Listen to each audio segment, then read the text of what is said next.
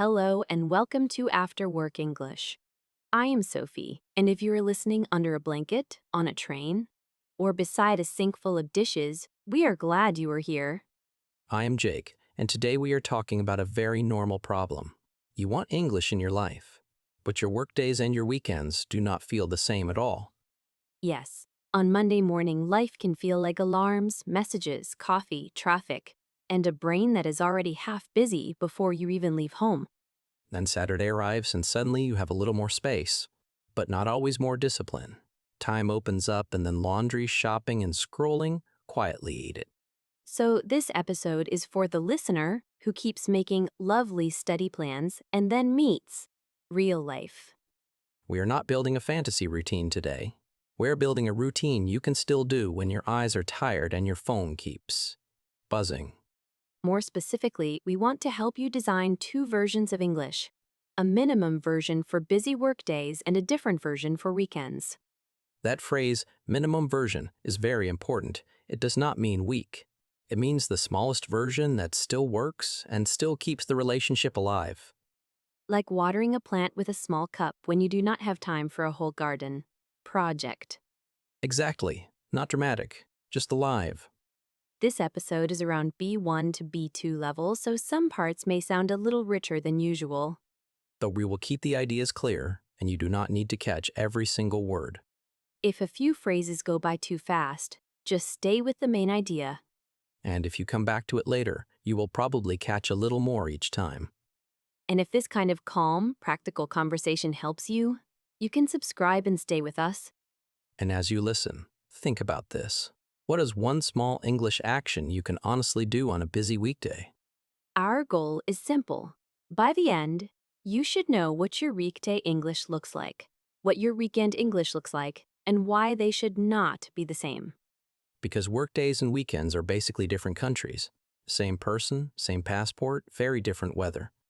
I love that. Your Tuesday self and your Sunday self live in the same body, but they have different energy, different time, and different patience.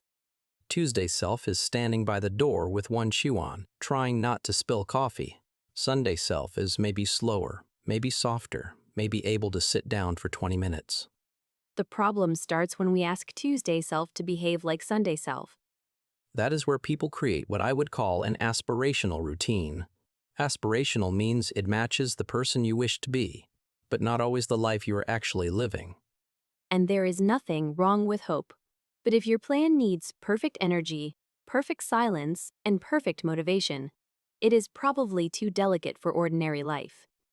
Real routines need to survive noise, bad sleep, crowded buses, late meetings, and the strange sadness of a Wednesday evening. So let us start with workdays. What should a weekday English routine do? First, it should be small enough to begin without a fight. Second, it should connect to moments that already happen every day. That second point matters a lot. In habit terms, we sometimes use the word anchor. An anchor is a fixed point in your day, something steady that your new habit can hold on to.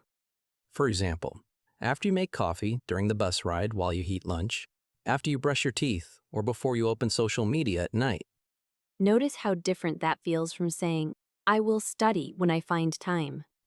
Which usually means never, or maybe once every 8 days when the moon is kind. Another useful word here is friction. Friction means small resistance to little things that make starting harder. If your English routine needs a special notebook, perfect headphones, one quiet table, 2 apps, and a strong emotional speech from your inner coach, the friction is too high. But if your headphones are already in your bag and your audio is already saved and your task is only 3 minutes of listening, the friction becomes much lower. This is why minimum routines work. They respect the truth that starting is often harder than continuing. Let me give a weekday example. Imagine a listener named May. Her alarm rings at 6,050. She gets dressed, checks one message from work, and leaves the house a little faster than she wanted. She does not have time for a 30-minute lesson, and honestly, she does not need one before sunrise. Her minimum English is this, on the bus. She listens to one short audio clip in English for 3 minutes, then repeats one sentence out loud very softly or in her mind. That is already real practice, listening plus repeating. Not huge, but real. At lunch, if the day is kind, she reads 4 lines from a short article or a transcript. Just 4 lines. She circles one phrase she likes, maybe something like, I need a minute to think. And in the evening, when she is brushing her teeth and looking tired in the mirror, she says one sentence about her day in English. Today was messy, but I finished my report. Done. I really love that mirror sentence because it turns English into part of a human day, not a separate school subject sitting on a faraway mountain. Yes, English next to your toothpaste. That is the level of realism we want. Also, notice that May is not trying to do everything every day. She has small contact points. Contact is the key word. On workdays, your main job is not to impress yourself. Your job is to stay in contact with the language. I would go even further. For many adults, the weekday goal is not deep progress. It is continuity. Continuity means the thread does not break. Because when the thread breaks for 5 days, restarting feels heavy. But when you touch English for 3 honest minutes, tomorrow feels close. This is why I often suggest 2 weekday levels, not one. Yes, Plan A and Plan B. We should talk about that.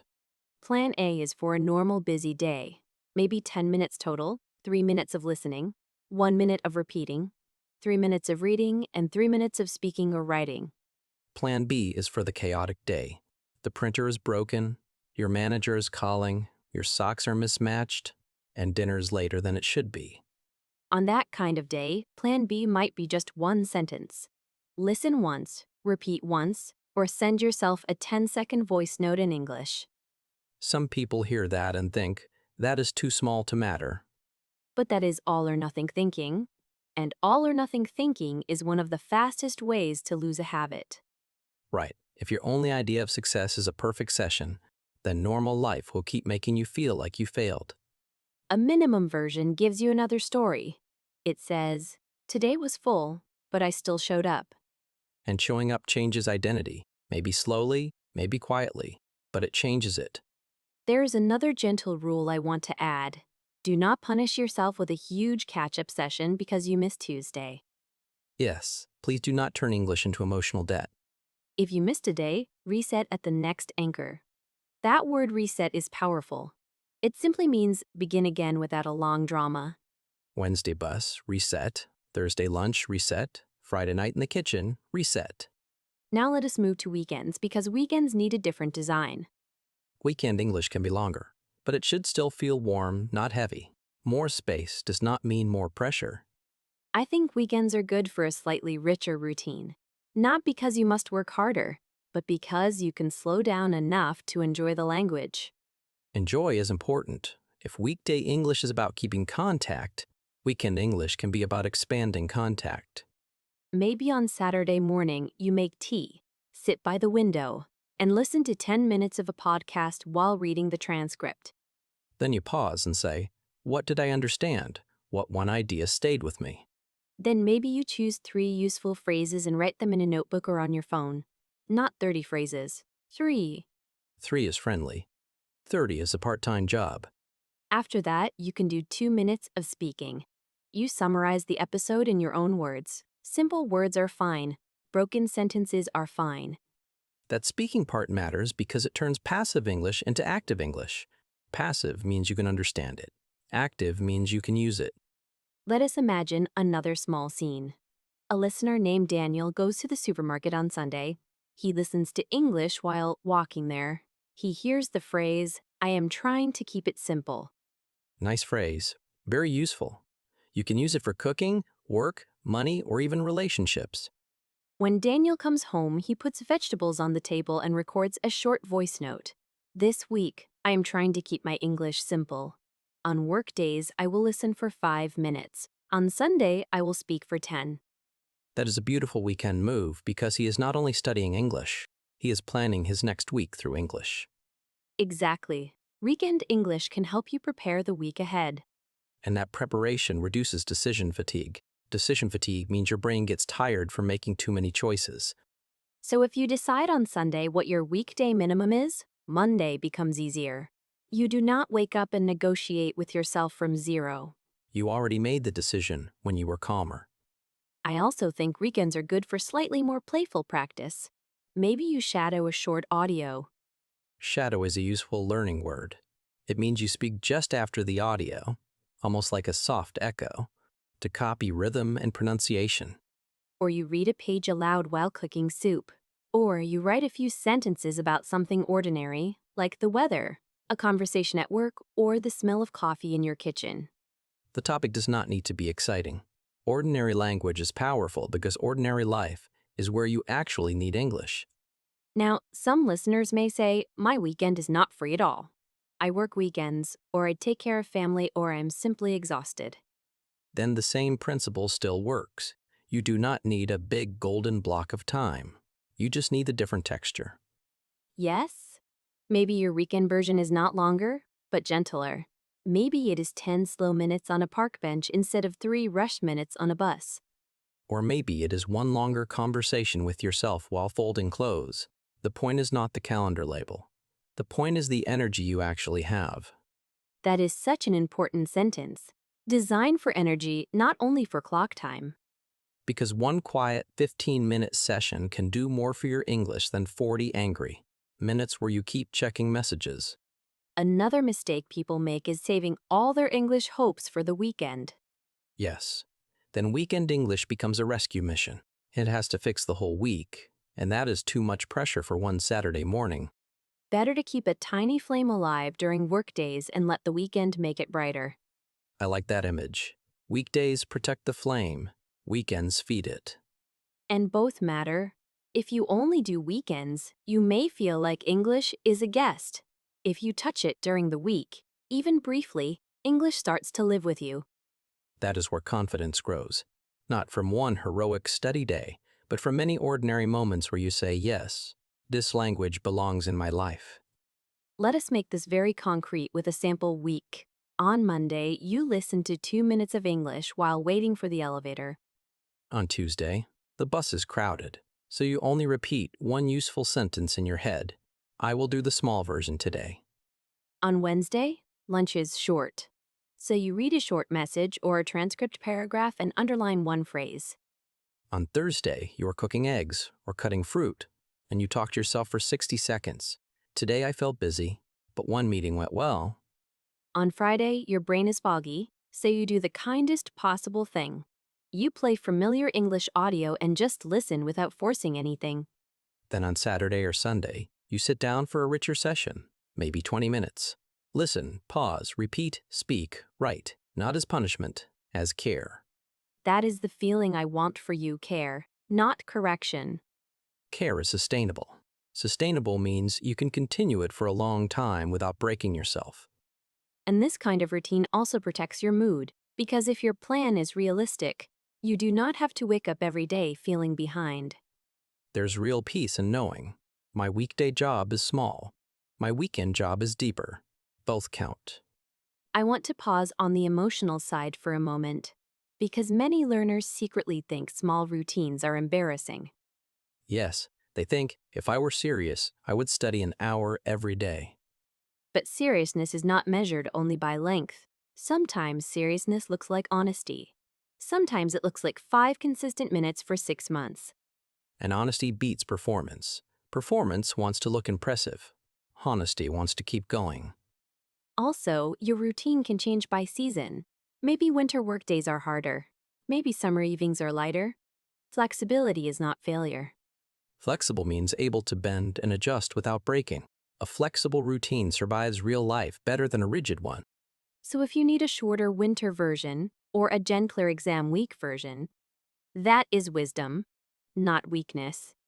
One thing I personally love is making a tiny menu. Low energy, medium energy, high energy. Yes, on low energy days, you only listen and repeat one sentence. On medium days, you add reading or a short voice note. On high energy days, you do a fuller session. That menu stops the daily question, should I study or not? The answer becomes yes. The only question is which size fits today. And that is a very adult way to learn. Not dramatic, not perfect, just clear and kind. Before we close, let us do a proper vocabulary review from today's episode. First, minimum version.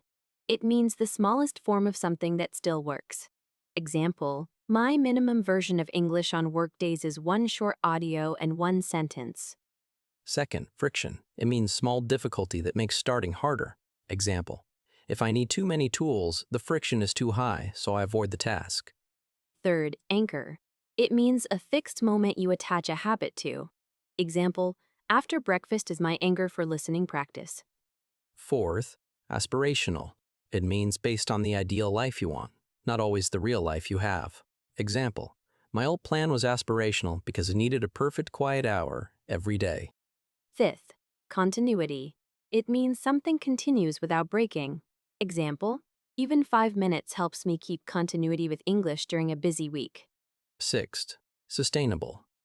It means possible to continue for a long time. Example, a gentle routine is more sustainable than a routine that makes me tired and guilty. Seventh, flexible. It means able to change when life changes. Example, my weekend plan is flexible, so I can do it in the park or at the kitchen table. 8. Reset. It means start again simply after a break or mistake. Example, I missed Tuesday but I reset on Wednesday morning. Ninth, shadow.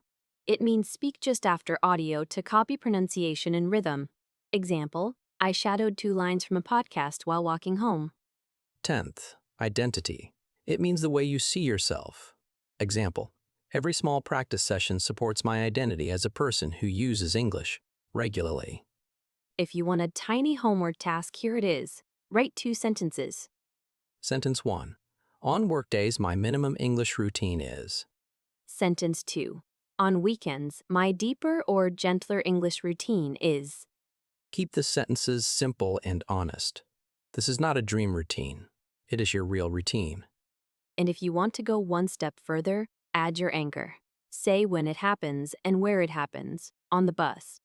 After coffee. At the sink. On the park bench. Those details matter because habits love places and moments. They like a home. Before you go, tell us in the comments what your weekday minimum looks like this week. And if someone came to mind while you were listening, send this episode to them too. Maybe they need a smaller, kinder plan. Thank you for spending this time with us, whether you were driving, folding clothes, walking home, or sitting very quietly for a rare peaceful minute. We hope your English feels a little closer to your real life now. Protect the small flame on workdays. Feed it gently on weekends. And when life gets messy, do the version that fits. We will be here next time. Take care. Bye.